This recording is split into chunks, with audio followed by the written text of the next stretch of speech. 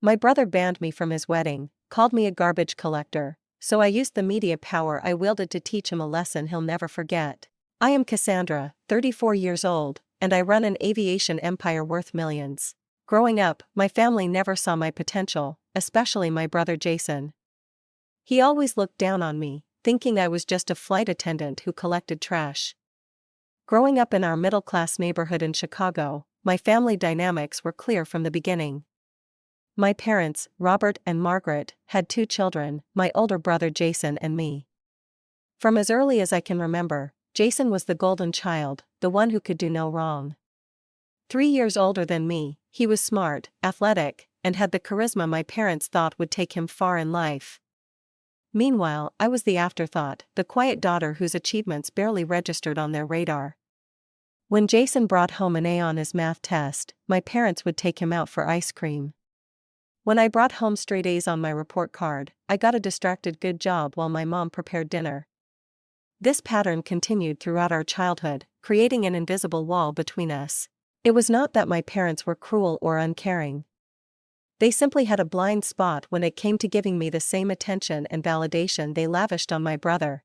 Jason knew he was the favorite and leaned into it. By high school, he had developed a sense of superiority that made our relationship increasingly strained. He would often forget to give me rides home from school activities, forcing me to walk the 2 miles in whatever weather Chicago decided to throw at us that day.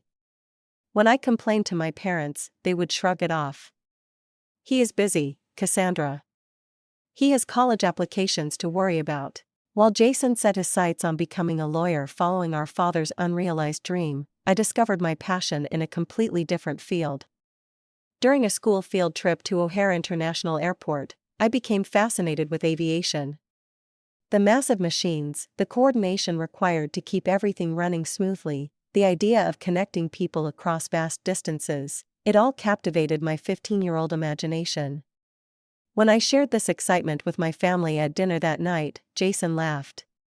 "Planes? What are you going to do? Hand out peanuts and demonstrate seat belts for a living?" My parents chuckled along with him, and the conversation quickly returned to Jason's debate team victory that week. But that field trip had planted a seed that would grow despite the lack of nurturing from my family. College years were tough. While Jason attended an Ivy League school with our parents covering most expenses, I cobbled together scholarships, loans, and worked 2 jobs to put myself through a state university with a good aviation management program. During holiday breaks, I would come home exhausted from balancing work and studies, only to hear endless stories about Jason's law school successes and the prestigious connections he was making. "Your brother is going to be something special," my father would say proudly, not noticing how these comments diminished me by implication. I stopped sharing details about my own progress. When I landed an internship with a major airline during my junior year, I mentioned it casually over Thanksgiving dinner. My mother nodded absently while passing the mashed potatoes, and my father asked if that meant I could get them discount tickets. Jason smirked and said, still determined to be a glorified waitress in the sky, "Huh?" That was the moment I decided to keep my career progress to myself. What was the point of sharing achievements with people who had already decided they were not worth celebrating?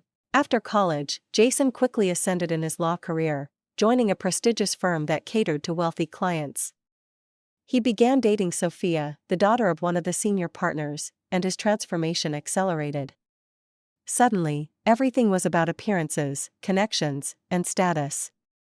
His clothes became more expensive, his car more luxurious, and his attitude toward me even more dismissive. Meanwhile, I was quietly building something of my own.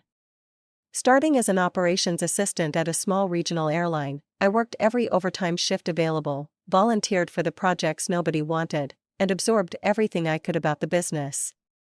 I lived in a tiny studio apartment, saved aggressively, and invested in night classes to earn additional certifications in business management and aviation logistics. My breakthrough came when I identified a gap in the market for specialized charter services for business executives. I developed a detailed business plan and, with trembling hands, presented it to my boss, who had become something of a mentor. He was impressed enough to introduce me to potential investors. After countless pitches and rejections, I secured enough funding to lease my first small aircraft and hire a skeleton crew. Those first 2 years were brutal.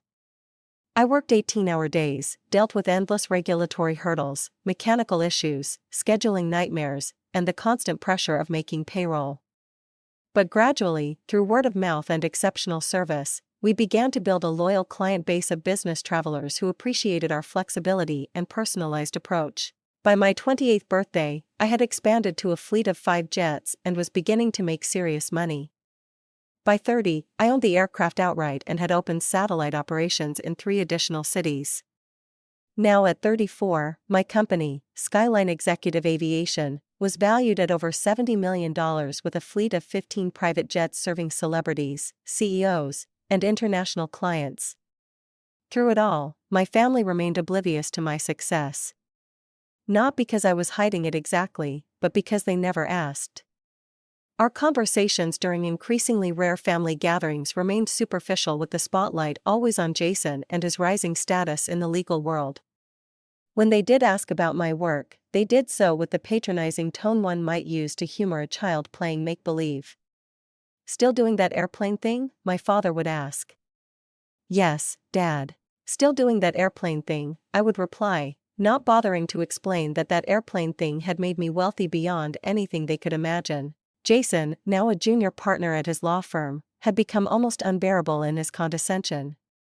He had married Sophia in a lavish but private ceremony that I was conveniently forgotten to be invited to until the last minute, resulting in me sending a gift but not attending.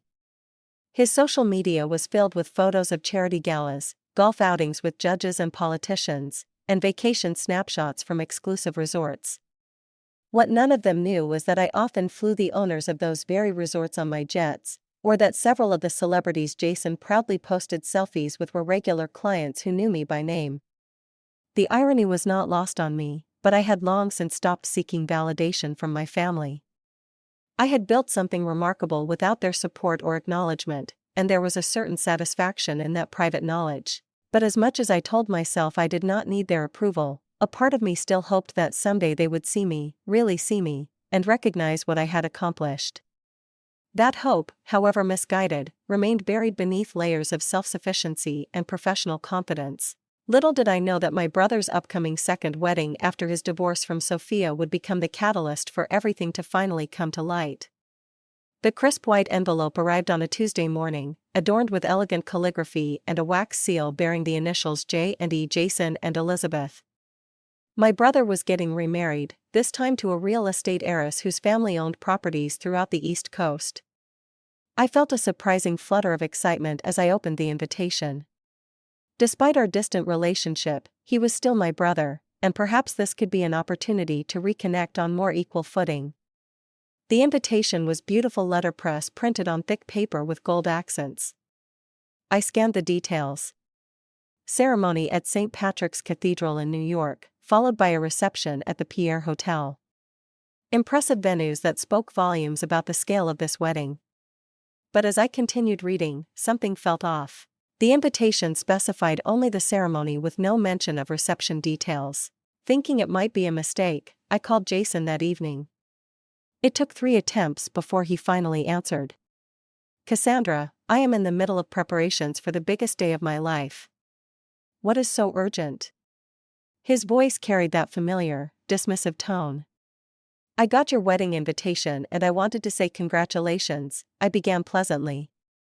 "I just noticed there were no reception details included." There was a pause on the line and I could almost hear him shifting uncomfortably. "Right, about that. Look, the reception is going to be a very high-class event. Elizabeth's family has invited some extremely important people, senators, CEOs, even a minor European royal. It is very exclusive." "And?" I prompted, already sensing where this was going. He sighed as if explaining something to a child. "And frankly, Cassandra, it might be a bit uncomfortable for everyone. What would Elizabeth's parents think if they knew my sister collects garbage from passengers on commercial flights?" The words hit me like a physical blow. For years, my family had misunderstood my career. But this was different. This was deliberate. Jason was not just misunderstanding. He was actively diminishing me. I do not collect garbage, Jason. I work in aviation executive management, I said, trying to keep my voice steady. He laughed that condescending chuckle I had grown to hate. Right, executive management. Look, we both know you are a flight attendant who cleans up after passengers, and that is a perfectly respectable job, but it is not exactly the sort of career that fits in with the crowd at this wedding. You understand, right? You can come to the ceremony, see me get married, but the reception it is for a different class of people. I sat in stunned silence, the phone heavy in my hand. All these years he had thought I was a flight attendant. Not that there would be anything wrong with that profession, but it showed how little interest he had taken in my life, that he did not even know what I actually did for a living. And worse, he was now explicitly excluding me from his reception because he was embarrassed by me. Jason, do you have any idea what I actually do for work? I asked quietly. You have mentioned your airline job for years. Look, I do not have time for this right now. Elizabeth and I are meeting with the florist in 20 minutes. You can come to the ceremony or not. It is up to you. I hung up without another word, my hands shaking with a mixture of hurt and anger. In that moment, I considered sending him company materials, showing him my website with photos of the luxury jets I owned, the testimonials from famous clients. But a deeper part of me resisted. Why should I have to prove my worth to my own brother? Instead, I called my parents, hoping against hope that they might stand up for me, might express some outrage on my behalf. Mom, did you know Jason has excluded me from his wedding reception? I asked when my mother answered. Oh, Cassandra, do not take it personally, she replied, her voice distracted as always when speaking to me. It is a very exclusive event. The governor might be attending. So, you knew? You knew he was cutting me out, and you were okay with it? My father's voice came on the line now, presumably on speakerphone. Your brother is marrying into a very influential family. This wedding is important for his career. He is right to be concerned about appearances. Appearances? What exactly about me would embarrass him? I challenged. There was an uncomfortable silence before my mother spoke again. Honey, you know we support your job, but these are sophisticated people with certain expectations. Maybe if you had gone into a more professional field like we suggested. The implication was clear. They too saw me as somehow less than, unworthy of sitting alongside the important people at my own brother's wedding. I see, I said, my voice now calm with the clarity of revelation. Well, thank you for being honest. I will not be attending the ceremony either. In fact, I think it is best if we do not have a relationship at all moving forward. Do not be dramatic, Cassandra, my father scolded. This is exactly the kind of emotional reaction that proves Jason's point. Fine, we have no relationship now, I said with finality and ended the call. I sat in my penthouse apartment looking out over the Chicago skyline that I could afford because of the very career my family dismissed. The pain was acute but clarifying. For years, I had maintained connections with people who did not see me, did not respect me, and did not care to know me. People who would exclude their own daughter and sister because they assumed she would embarrass them with her presumed lower status. That night, I made a decision that would change everything. I would completely disconnect from my family. No more holiday visits, no more birthday calls, no more pretending we had a meaningful relationship when clearly we did not. I would focus entirely on my business, my real friends, and building a life filled with people who valued me for who I actually was. The next morning, I contacted my assistant and asked her to send a brief email to Jason withdrawing from his wedding entirely. I then changed my personal phone number, instructed my staff to block all communications from my family members, and began the process of moving to a new address without forwarding details. It was time to close that chapter of my life and embrace the success and happiness I had created entirely on my own. The journey that led me to becoming the owner of a multi-million-dollar private aviation company began far from the luxury and comfort I enjoy today. 10 years ago, I was just another college graduate with student loans and big dreams. desperate for a foothold in an industry dominated by men twice my age with connections I could only dream of. My first job was as an operations assistant at McGill Regional Airlines, a small carrier that served the Midwest with a fleet of aging aircraft and chronically overworked staff. My desk was a metal folding table wedged between filing cabinets in a windowless room at Chicago Executive Airport. My starting salary barely covered my studio apartment rent and ramen noodle diet. But I was in the industry, and that was what mattered. What my family never understood, what they never bothered to ask about, was how completely I threw myself into learning every aspect of the business. I volunteered for the overnight shifts nobody wanted. I spent weekends at the airport watching operations, taking notes, asking questions. I befriended mechanics who taught me about aircraft maintenance, dispatchers who explained route planning, and pilots who shared insights on everything from weather patterns to fuel efficiency. 6 months in, I caught a lucky break. Richard Harmon, the gruff no-nonsense operations director, found me working alone at 3 a.m, reorganizing the chaotic filing system while simultaneously creating a digital database that the company desperately needed but had never prioritized. "What the hell are you doing here at this hour, Andrews?" he demanded, using my last name as he did with everyone. I explained my project, showing him how it would save hundreds of man-hours and potentially prevent scheduling errors that had been costing the airline thousands in compensation claims.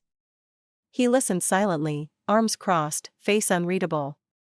The next day, he called me into his office and offered me a position as his assistant. The salary increase was modest, but the real value was priceless, a front-row seat to learning how the entire operation functioned from someone with 30 years of experience. Richard became the mentor my father never was, tough but fair. He pushed me relentlessly, criticized me brutally when I made mistakes, but also gave me opportunities nobody else would have offered someone so young and inexperienced. "You have got something most of these lifers do not, Andrews," he told me once after I had worked 72 hours straight to resolve a cascading scheduling disaster during a snowstorm. "You can see the whole picture while also understanding every component part. That is rare." Under his guidance, I learned not just about aviation operations but about business strategy, negotiation tactics, and personnel management. When Richard suffered a heart attack 2 years later, I stepped in to keep his department running while he recovered. By the time he returned 3 months later, the department was operating more efficiently than ever, and I had implemented several cost-saving measures that caught the attention of the airline's executive team. That was when I began to see a different future for myself. Not just climbing the corporate ladder at a regional airline, but creating something of my own. The seed was planted when one of our regular business customers complained about the inconsistent availability of charter flights for his executive team. "There is a gap in this market," he told me during a delay. "The big carriers are too rigid and the small charter operations are too unprofessional. Somebody should create a service that combines the reliability of the former with the flexibility of the latter." That somebody could be me, I realized. For the next year I lived an exhausting double life. By day I worked my regular job. By night I developed a business plan for what would become Skyline Executive Aviation. I researched the market, studied competitors, identified potential client bases, and calculated startup costs down to the penny. When I finally showed the plan to Richard, he stared at me for a long moment before saying, "This could work. But you will need money, a lot of it." He introduced me to several potential investors, most of whom dismissed me immediately. "Too young, too female, too inexperienced," they said. But Richard persisted and finally found me an audience with Patricia Winters, a venture capitalist who had made her fortune in tech and was looking to diversify. Patricia grilled me mercilessly for 3 hours straight, challenging every assumption, questioning every projection. I defended my plan with the confidence of someone who had done their homework thoroughly, refusing to be intimidated. At the end, she smiled for the first time. "You remind me of myself 20 years ago," she said, "hungry, prepared, and just stubborn enough to make this work. I will give you half of what you are asking for, raise the rest, prove your concept works, and we will talk again." With Patricia's seed money and smaller investments from 3 other sources, including Richard himself, I leased my first aircraft, a used Cessna Citation Excel, and hired a crew of 4 2 pilots, a maintenance technician, and a client services coordinator who doubled as a flight attendant. Skyline Executive Aviation officially launched with exactly 2 clients, both personal connections of Richard's, who were willing to take a chance on us. Those first months were terrifying. Every flight was a nail-biting experience, not because of safety concerns, I was obsessive about maintenance, but because the financial margins were so thin that a single cancellation could put us underwater. I worked around the clock serving as dispatcher, accountant, marketer, customer service representative, and occasional backup flight attendant when necessary. Many nights I slept on the small couch in our tiny office at the airport, too exhausted to go home and too anxious to be away from the operation. The turning point came 6 months in when one of our clients, the CEO of a mid-sized tech company, recommended us to a friend who happened to be a well-known film producer. He booked us for a last-minute flight when his regular charter service failed him and was so impressed with our service that he became a regular client and referred several high-profile friends from the entertainment industry. Suddenly, Skyline had a foothold in the luxury market and our reputation began to grow. Within a year, we had added a second aircraft and doubled our staff. By year 2, we had 5 jets and were operating out of 3 different airports. Patricia, impressed with our growth, provided another round of funding, and this time I was able to negotiate much more favorable terms. Year 3 marked my first major acquisition, a struggling charter service with a loyal clientele but poor management. The purchase gave us an immediate presence in the New York market and added 4 aircraft to our fleet. Through it all, my family remained completely unaware of my rising success. Our communications had dwindled to obligatory holiday calls and the occasional family dinner when I visited Chicago. When they asked about my work, I kept my answers vague, saying only that the airline business is going well. They never pressed for details, assuming I was still in some minor operational role at a commercial airline. Jason especially continued to make dismissive comments about my career whenever we spoke. Still handing out peanuts and collecting trash, he would joke and I would smile tightly and change the subject. The gap between his perception and my reality grew ever wider, but I no longer felt any urgency to correct it. By my 32nd birthday, Skyline had grown into one of the premier executive aviation services in the country. We operated a fleet of 15 luxury jets, employed over 100 people, and counted among our clients some of the most influential business leaders, celebrities, and private individuals in the world. Our reputation for discretion, flexibility, and impeccable service commanded premium prices, and our profit margins reflected it. I had moved into a stunning penthouse in downtown Chicago with panoramic views of Lake Michigan. I owned vacation properties in Aspen and the Bahamas. My personal net worth had crossed into 8 figures. I had everything my family had always respected: wealth, status, influence, yet they remained blind to it all. There was a certain irony to the situation. Many of the people Jason aspired to impress, the senior partners at his firm, the society figures he and Elizabeth socialized with, even some of the guests who would be attending his wedding were my clients. They knew exactly who I was and what I had built, even as my own brother remained ignorant. In the wake of the wedding invitation incident and my decision to cut ties with my family, I threw myself even more completely into expanding Skyline. We opened international operations in London and Dubai, purchased our first long-range Gulfstream G650 capable of non-stop flights from New York to Hong Kong, and launched a subsidiary specializing in aircraft management for private owners. My life became a whirlwind of meetings, deal-making, travel, and strategic planning. I built genuine friendships with clients who became personal friends, dated occasionally but never seriously, and found fulfillment in philanthropy, establishing a foundation that provided scholarships for young women interested in aviation careers. All of this I accomplished in silence, at least as far as my family was concerned. They had no idea that the daughter and sister they had dismissed had become someone whose business card opened doors they could only dream of entering. The little girl they had overlooked had built an empire. And then 6 months after cutting ties with my family, I met Thomas. On the day of Jason and Elizabeth's wedding, I was 35,000 feet above the Atlantic, finalizing the purchase of our newest aircraft, a $28 million Bombardier Global 7500 with a range that would allow us to offer nonstop service between any 2 points on the globe. The irony was not lost on me. While my brother celebrated what he considered the pinnacle of social achievement, I was expanding a business empire he did not even know existed. My executive team and I were flying to London to inspect the aircraft and sign the final paperwork. As we cruised in one of our existing jets, I found myself occasionally wondering how the ceremony was going. Was Jason nervous? Were my parents proud? Had anyone noticed or cared about my absence? Marcus, my CFO, and one of the few people who knew my family history, caught me staring absently out the window. "Penny for your thoughts, boss," he said, sliding into the seat across from me. I smiled ruefully. Just thinking about parallel universes. In another reality, I am sitting in a church right now, watching my brother get married instead of closing the biggest deal in company history. "Their loss," he said, raising his glass of sparkling water in a mock toast. He was right, of course. This was exactly where I belonged. I pushed thoughts of the wedding aside and focused on the opportunity ahead of us.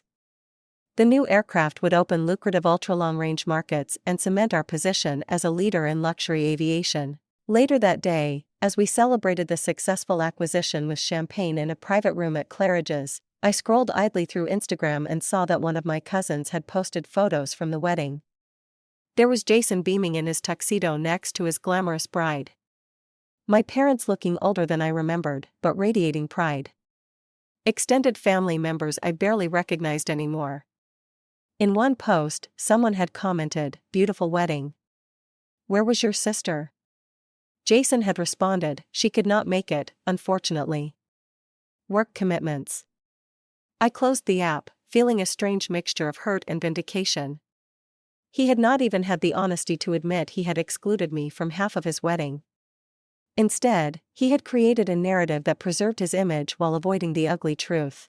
In the weeks that followed, I received several messages from family members that I did not respond to. An aunt asking why I had missed such an important day.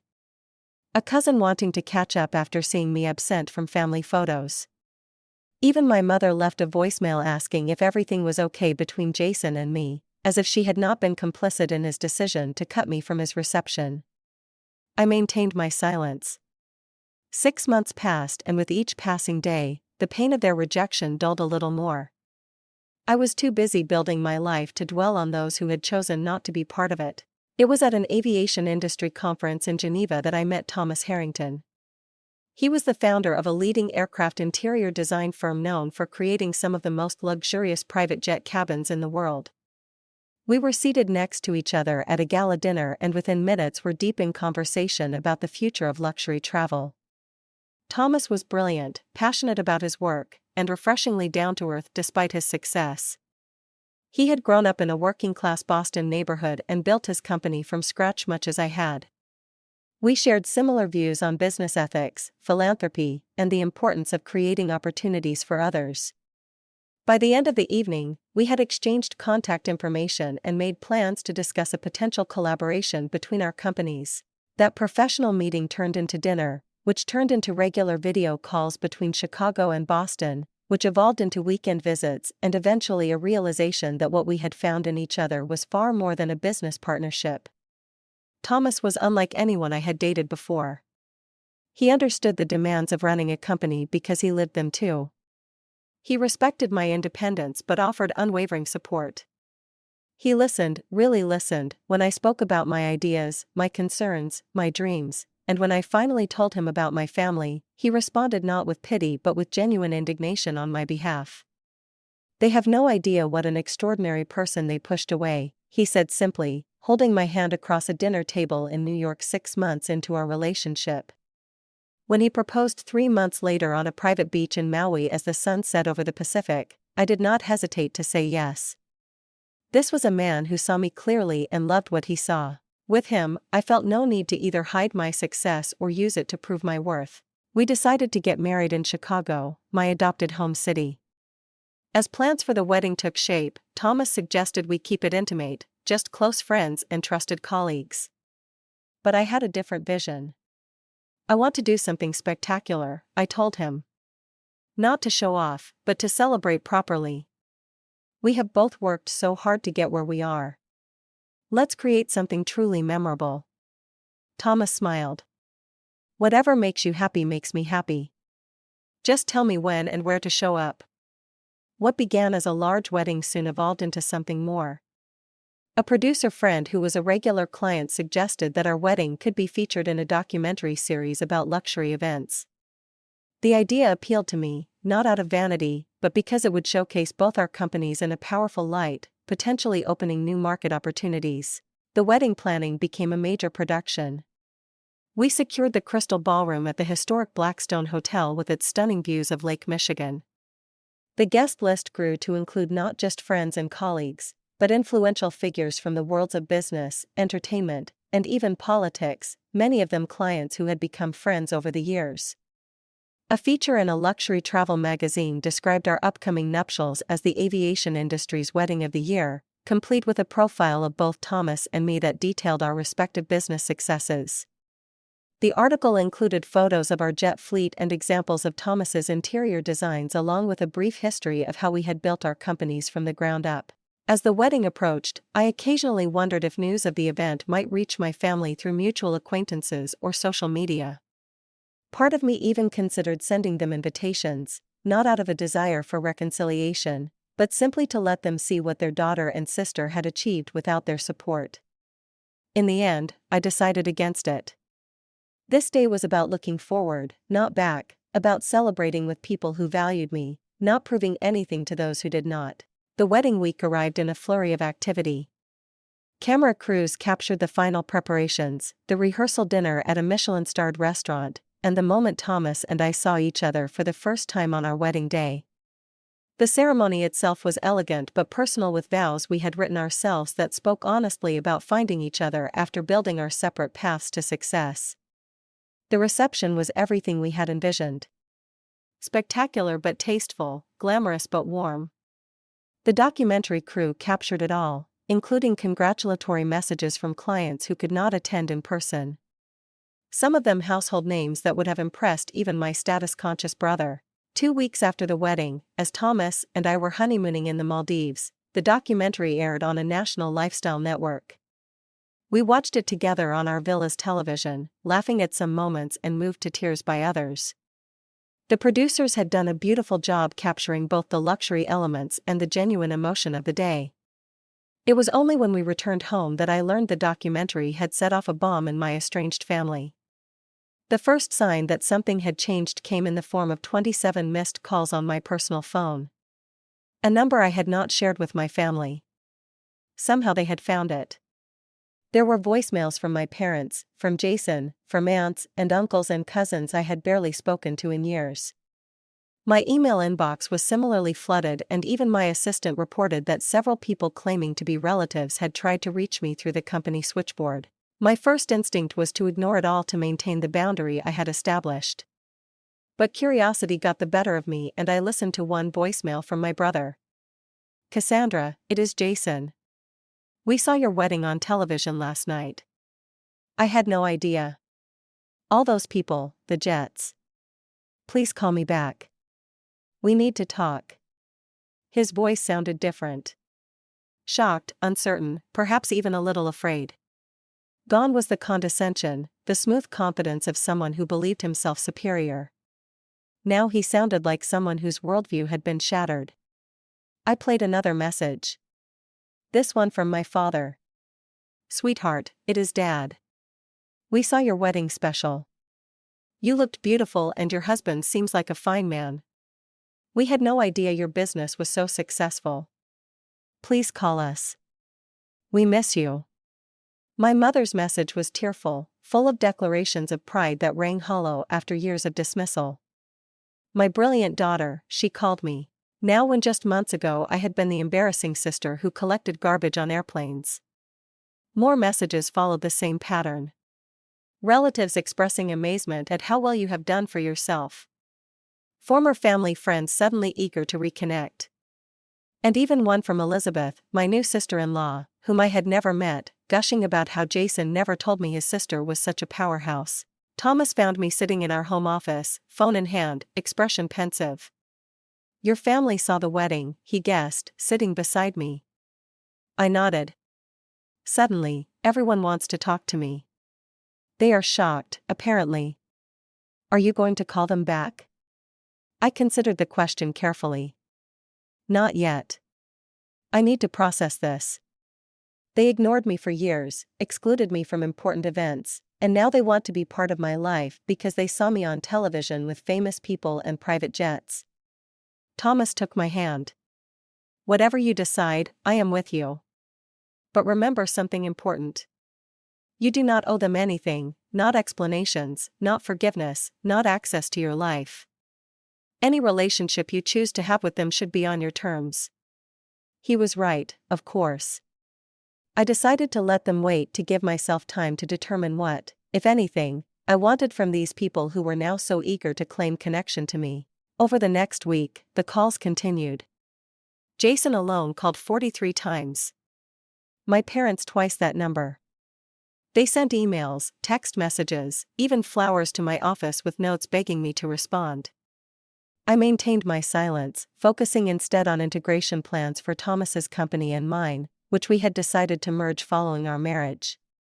There was a certain satisfaction in immersing myself in building something new while they frantically tried to reinsert themselves into my life.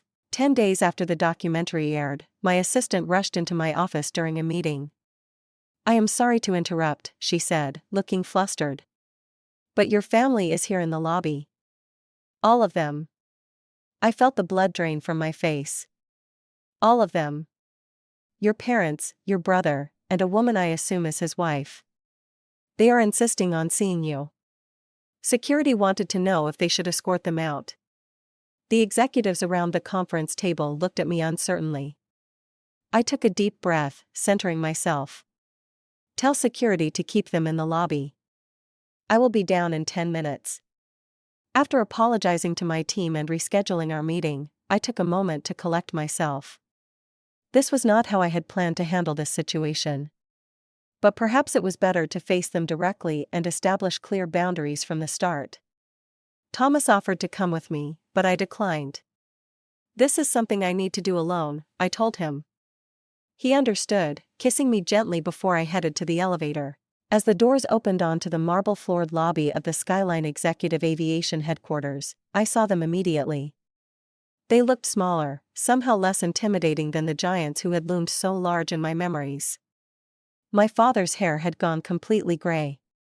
My mother seemed to have aged years in the months since I had last seen her. Jason stood stiffly in an expensive suit, his arm around a slender blonde woman who could only be Elizabeth. Their expressions when they saw me were a study in conflicted emotions, hope, anxiety, and most noticeably a new deference that had never been there before. I approached them with measured steps, stopping at a professional distance. This is unexpected, I said, my voice calm and controlled. Cassandra. My mother began moving to embrace me before stopping herself when she saw my body language. You look wonderful. Thank you. May I ask why you have come to my office unannounced? My father cleared his throat. We have been trying to reach you for days. We did not know how else to contact you. I received your messages, I acknowledged. I was not ready to respond. Jason stepped forward. Cassie, we saw your wedding, the documentary. Why did you never tell us about all of this? He gestured around at the gleaming lobby with its scale model of our flagship Gulfstream displayed prominently in a glass case. Would it have mattered? I asked simply. Would it have changed how you treated me? His face flushed. Of course, it would have if we had known you were so successful. That is exactly the problem, I interrupted. You only value me now because of what I have, not who I am. The same person you excluded from your wedding reception for being an embarrassment is suddenly worth acknowledging now that you have seen my wealth on television. My mother began to cry softly. That is not fair, Cassandra. We have always loved you. Love without respect is not something I am interested in, I replied. Not unkindly, but firmly. For years, you dismissed my career, my choices, my very identity. You never once asked meaningful questions about my work or my life. You were content to believe I was collecting garbage on airplanes rather than building one of the most successful private aviation companies in the country. We made mistakes, my father admitted, something I had never heard him say before. We were wrong about you. We want to make it right. I looked at each of them in turn, seeing the naked need in their eyes. Need for what exactly? Forgiveness, connection, or access to the world they had seen glimpses of in that wedding documentary. I appreciate you coming here, I said finally. But I am not ready to simply welcome you back into my life as if nothing happened. Any relationship we might have moving forward would need to be built on new terms with boundaries I establish and you respect. Jason looked stricken. But we are family. Being family did not stop you from telling me I was not good enough to attend your full wedding, I reminded him. It did not stop any of you from dismissing my career for years. Family is not just a biological connection. It is a relationship that requires mutual respect. That is something we have never had. Elizabeth, who had remained silent until now, spoke up. Many of our wedding guests flew on your jets, she said, looking slightly mortified. The Prestons, the Whitfields, Senator Collins. They all mentioned it at the reception. They spoke very highly of you and your company. We had no idea. The irony was almost too perfect. The very people Jason had been so concerned about impressing had been my clients all along. I allowed myself a small smile but did not comment on this revelation. I have a meeting to return to, I said, glancing at my watch. I cannot continue this conversation now. Will you at least consider talking to us again? My mother pleaded. Coming to dinner, perhaps? I paused, considering. Despite everything, these were the people who had raised me. The hurt they had caused was real, but so was the opportunity to perhaps build something healthier on my terms. I will think about it, I conceded, but I need time and space. Please respect that by not showing up at my workplace again. If and when I am ready to talk, I will contact you. With that, I nodded a goodbye and turned back toward the elevators, leaving them standing in the lobby, looking lost and uncertain. Roles entirely reversed from our previous dynamic. As the elevator doors closed between us, I felt neither triumph nor vindication, but rather a calm certainty that I was finally taking control of not just my career and my marriage, but every aspect of my life, including which relationships deserved a place in it. 3 weeks passed before I felt ready to meet with my family again. During that time, they respected my boundaries, limiting their contact to occasional text messages, expressing their desire to reconnect, but not pressuring me for an immediate response. This restraint, so unlike their previous behavior, suggested they might be capable of change. After discussing it thoroughly with Thomas, who supported whatever decision I made while offering thoughtful perspective, I decided to invite them to dinner at a private dining room in one of Chicago's finest restaurants. Neutral territory seemed appropriate for what would inevitably be a difficult conversation. I arrived early, confirming the arrangements with the maitre d', and taking a moment to center myself. When my family entered, my parents, Jason and Elizabeth, I observed them with new eyes.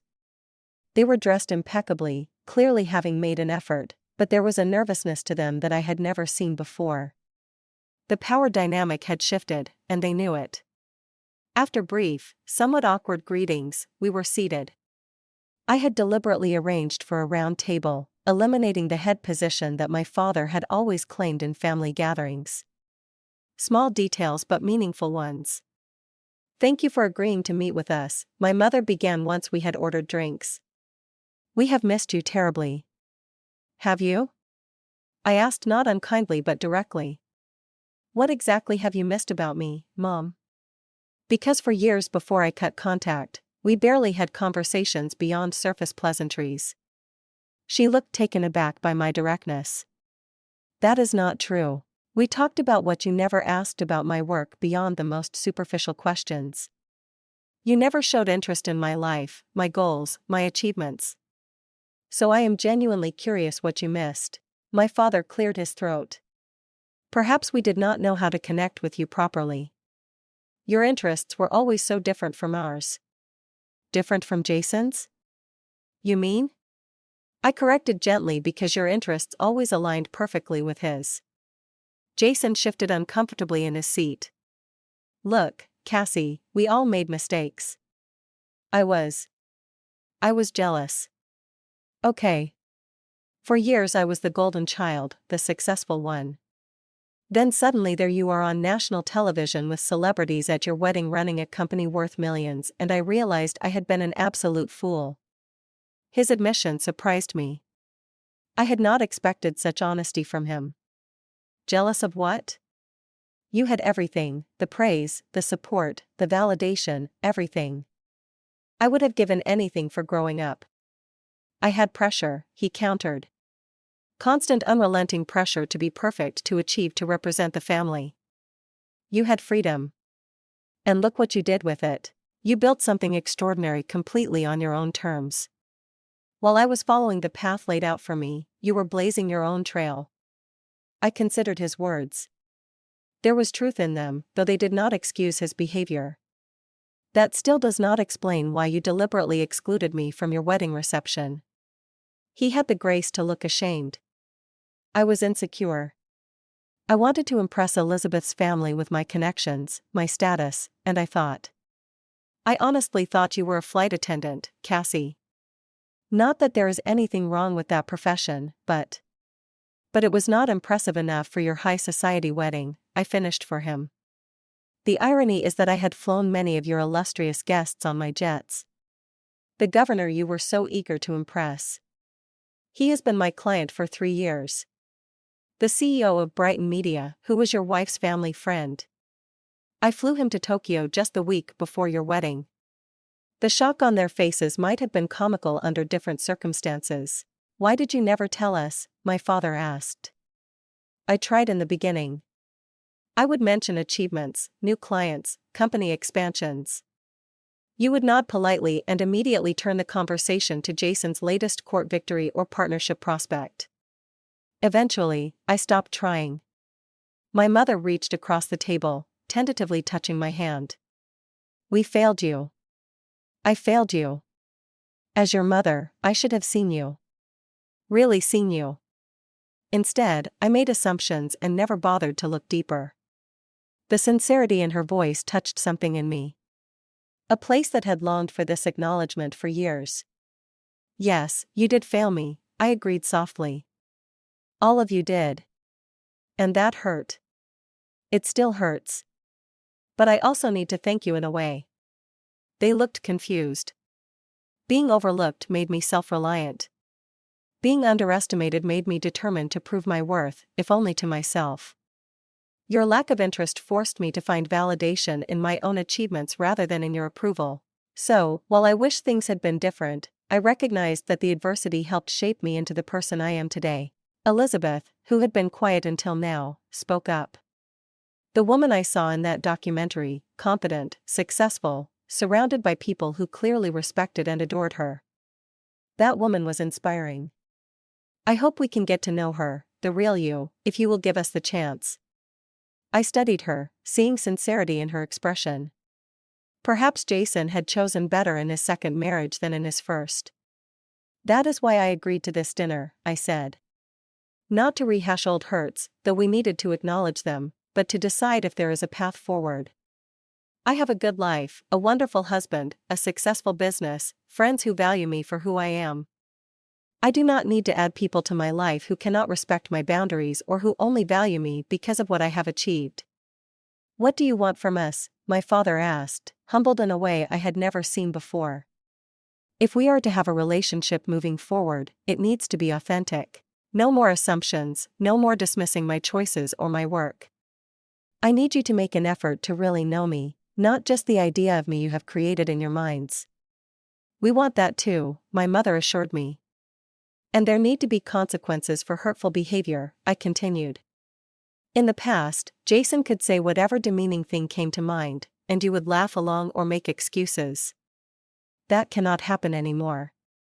Jason nodded. That is fair, more than fair.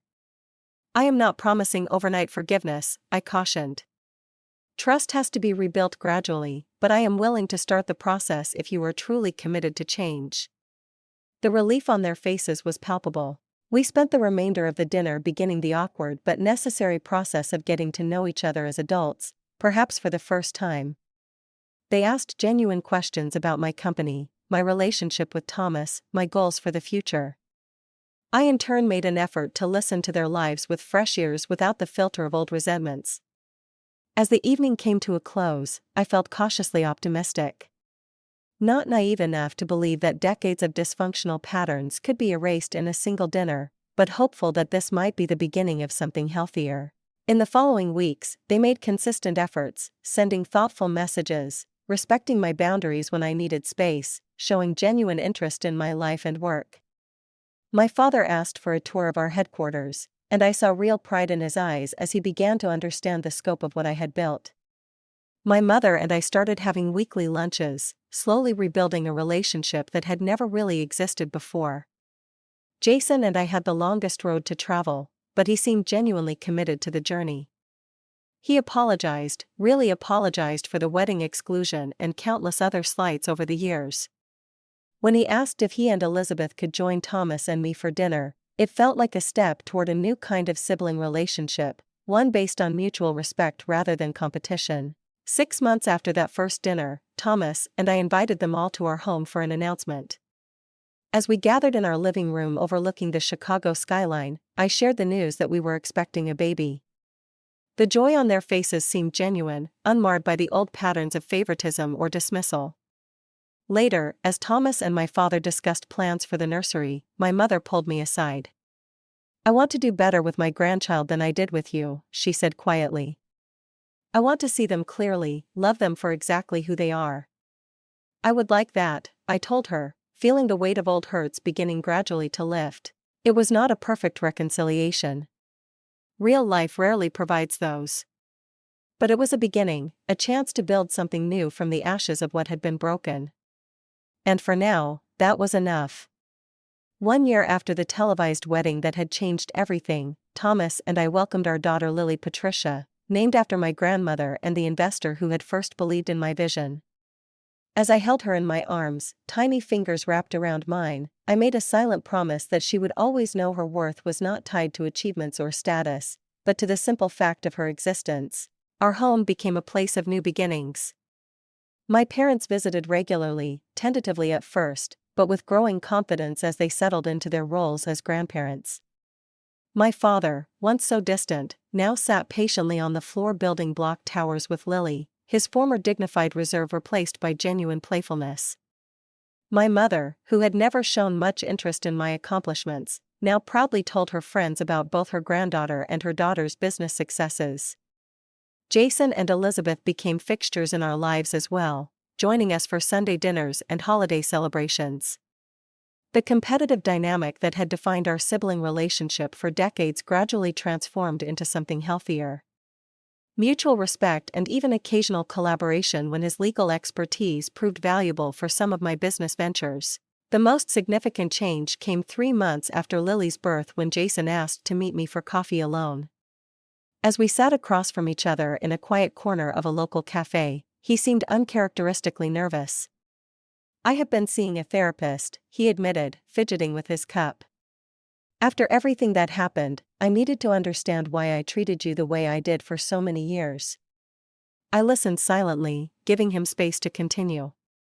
"She helped me see how I had internalized Dad's expectations, how I defined my worth entirely by achievements and status, and how I felt threatened when you started building something so impressive completely outside that framework." He looked up, meeting my eyes directly.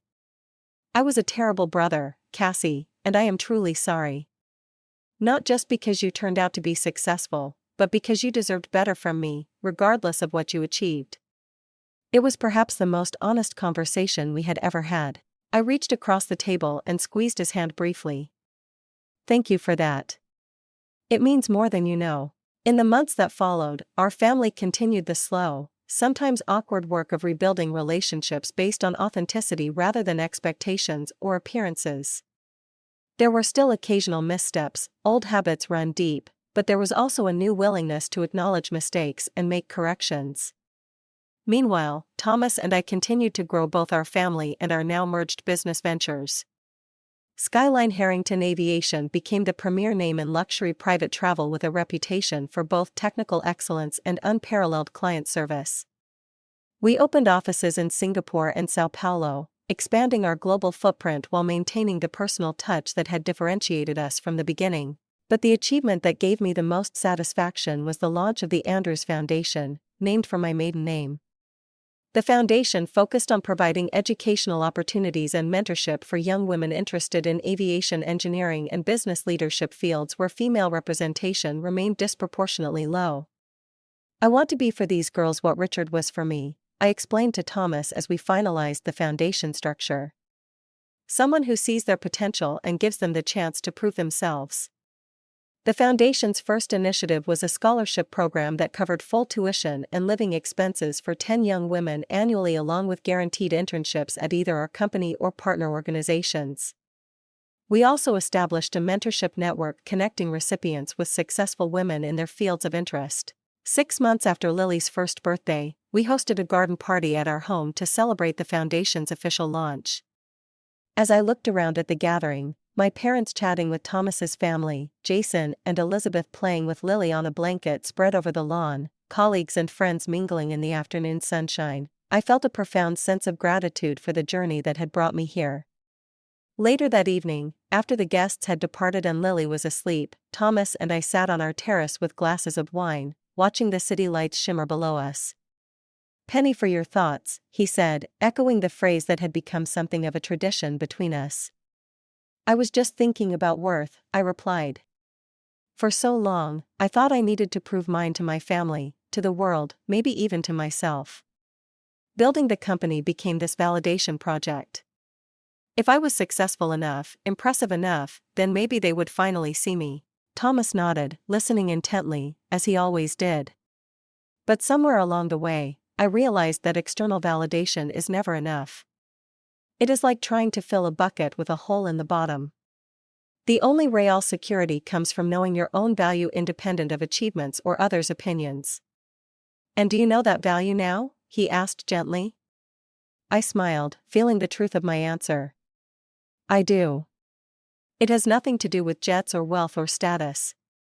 It is about integrity, compassion, the willingness to build rather than destroy.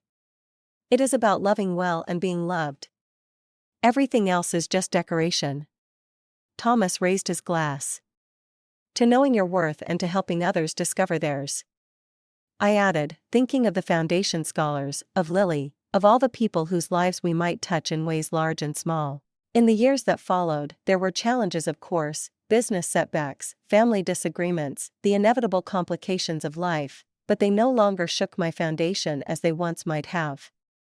I had learned that true worth is not diminished by failure or enhanced by success. It simply is, constant and immutable. My relationship with my family continued to evolve, not into some perfect fairy tale reconciliation, but into something real and sustainable. We had crossed a bridge from a past defined by misunderstanding and hurt to a future with potential for genuine connection. It was enough. As for Lily, she grew into a curious, confident child who knew without question that she was loved for exactly who she was.